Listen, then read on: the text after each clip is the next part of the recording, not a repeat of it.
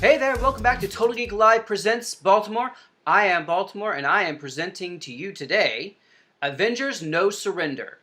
That is a 16-part series that just wrapped up. It's actually really kind of amazing.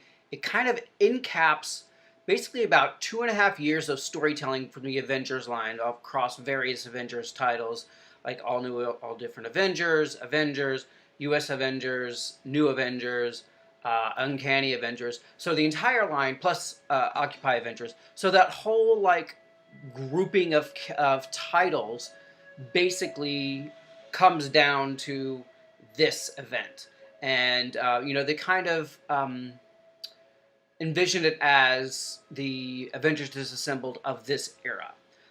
Which I kind of feel is appropriate considering that we were getting a brand new Avengers with a brand new team, all new lineup, new creative team. So this does really feel like the end of an era type of moment. And it's actually pretty interesting. The story is a little, not extremely new or inventive. It does have a new take on it. It's sort of like Contest of Champions, but really Avengers-centric.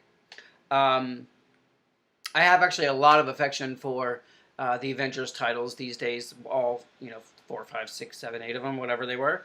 And I loved the progression from the Hickman Avengers to what it has sort of become, the Unity Squad, the U.S. Avengers under Sunspot's leadership, which has been absolutely amazing to see him grow as a character and to really be realized on a sort of Marvel Universe level as a real team player, a real mover and shaker. He's basically dismantled AIM and created the Avengers Ideas mechanic, and then it's kind of morphed from there. And he's really been a kind of an interesting character to watch grow. So basically, this story kind of leaps out of the pages from Marvel Legacy, which is their kind of big rebranding back in I think November. And so basically, there is a unknown Avenger that is kind of a part of the founding team, which is called Voyager. And she kind of just shows up, and everyone's like, "Oh yeah, Voyager, you're so cool, man! I can't believe you did this, and I remember when you did this." And it was all like, as readers, are like, "Yeah, that didn't happen. That's some serious retconning there." And of course, it turns out this is quite a retcon of epic proportions. It actually causes Jarvis to actually get into the hospital, have a seizure and aneurysm, because he is basically like the human repository for Avengers knowledge, and she's kind of messing with that and kind of switching things, and it's really running him amok. And it lends itself to some really interesting moments with Nadia, who is the all new Wasp, basically Hank Pym's daughter, and the Beast, who they're trying to save Jarvis. And it's really interesting because Jarvis is really kind of the heart of Avengers, whether he's really there or not. He's kind of like the presence. So it was kind of neat to have him take kind of an important role, even if it is being in the hospital for most of the event. So this is a 16-part, which is basically a weekly series that ran from January until now. And it was actually pretty fascinating. We have the Grandmaster hot off Thor Ragnarok fame, and he is challenging the Challenger. And the Grandmaster, they're the elders of the universe. And one way you can kind of figure out who they are is their names always end in ER. Challenger, Grandmaster, Voyager. So, we kind of get a really kind of cool game that's going on. And it's Grandmaster versus Challenger for Earth.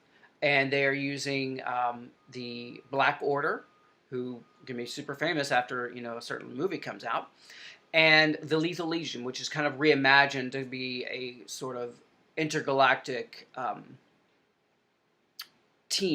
villain team, which is really kind of certainly made the stakes a little bit higher, certainly raised their kind of threat level onto basically the same as the Black Order. So they are fighting for these pyramid objects, which are pyramid-shaped things, and they're basically the MacGuffin of the event. So they are fighting wherever they show up and trying to grab the Pyramoid. And whoever grabs the Pyramoid, as we find out, is killed or not. So it's a little bit of trickery going on, which you're not surprised with.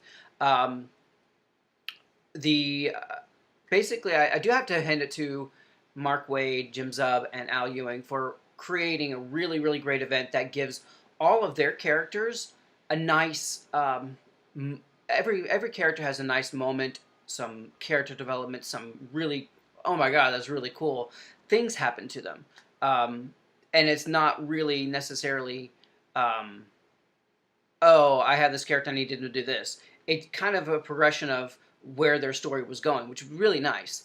So this kind of takes place. The Earth is sort of broken out of orbit, it's kind of disappeared, and all the Avengers are basically in stasis, a crystallized form, except for the ones who are on these teams: the Uncanny Avengers, Occupy Avengers, U.S. Avengers, and the regular Avenger Squad.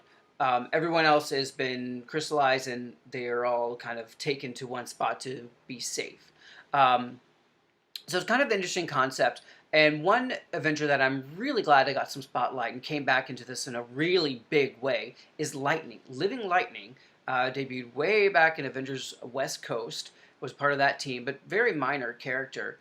And he's really kind of an interesting character because he's kind of gotten a lot more development by association rather than actual character development. He came out in the Great Lakes Avengers when they were trying to recruit, and he thought it was the Gay Lesbian Alliance. He's like, yeah, sure, I'll join that. And he's like, oh, Great Lakes Avengers? Yeah, maybe not. But Lightning is back. He's basically taken over a role in Texas, and he's kind of like being their superhero protector and kind of working with the police there to kind of bust drug operations or whatever it is.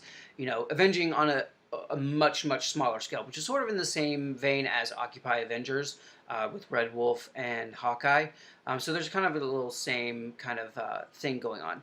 But he comes back in a big way. He's one of the only Avengers that isn't crystallized, and he comes racing back from from there to try and help. And it's really great to see him come back. I really hope this isn't just like a one-off for him. I really hope he gets a lot more play. I think it's kind of set up for him to be a little bit more of a presence. And if they want to, they certainly can use him to a greater effect. And I really hope that's the case because he did some really cool stuff in this. We have Sunspot. During this whole thing, he's been the leader of the U.S. Avengers, of AIM, the Avengers idea mechanic. And so he has basically elevated himself to kind of a really global scale, and it's really great. The one down effect is he's had some power problems, and he wears a headband to kind of control it. And then there's a fantastic moment towards the end with him and Hercules, who have to basically use a pillar and pushing it to keep the Earth rotating. Otherwise, bad things will happen. And he takes off his headband and says, "Yeah, well, I'm the strongest mutant on Earth, so I'll be your hope for today," which was an awesome moment and kind of like really upped his stakes and kind of gave him the power that he kind of always had, but never really fully potentialized. He kind of absorbs all solar radiation and increases his strength. And that was a really awesome moment. There's great moments with Quicksilver. He's actually getting a mini out of this event. He's been really kind of an interesting character to watch for quite a while, and now he's gotten a bigger bump and a bigger kind of moment through this. His relationship with Scarlet Witch, his relationship with Synapse, a member of the Unity Squad as well. So it's been kind of fun to see his kind of role and him kind of coming into, I'm the fastest there is here on Marvel Universe. And he actually uses his speed to his full potential and becomes lost in, the speed realm of the Marvel Universe. And it leads to his, mini coming out after this. And it's actually pretty cool to see him. You have great moments with Human Torch and Red Wolf, both of whom, try to save the day by grabbing the Pyramoids and become, killed. However, we find out later, along with Human Torch and Red Wolf, that Black Dwarf, they weren't killed when they grabbed the Paramoid. They were actually transported to the Games Master's, you know, realm, and they were in stasis. And so basically, they are held, in lieu of who actually wins. So whoever wins between Challenger and Grandmaster gets Earth, and these, heroes or whomever have, touched the Paramoid. And this is a big globe-spanning event. They go to Peru, they go to France, they go all across the world, which is kind of cool to see that kind of global threat, which is what the Avengers are there to protect and to help out. They are Earth's mightiest heroes, after all, and this is kind of an event that kind of cements that. One of the things that was really kind of cool is you have Hulk coming back for the 1100th time, I guess it is. But actually a nice little twist that kind of moves his story forward. He was killed by Hawkeye in Civil War II, but not for long. He's been resurrected. Now he's actually really back. And of course his mind is kind of messed up because Grandmaster is controlling him and kind of manipulating him, and he actually fights the Avengers. And it leads to a really cool moment with the Red Hulk in the Iron Patriot armor trying to take him on, and then Wonder Man coming in. So they were all like these big fights between the Hulk and them, and it was really kind of powerful. And only the Hulk, realizing what's going on, was able to stop him, and that was kind of really powerful and leads into his new series that's happening, which I think will be a great way to see the character progress, and not kind of the same old story again with the Hulk. There was a really great moment when it talks about what it means to be an Avenger. And it's not about your ability. It's really about what you choose to do with it and how you choose to make a difference. And Wonder Man has been a pacifist for quite a while now, and only using his power to save people and help people, never to actually fight. So this is kind of an interesting way for the idea for what an Avenger means to come to actual words and a definition. So that was neat. There's really cool moments with Rogue and with Cannonball. Those are awesome. You get to see that's really, really cool.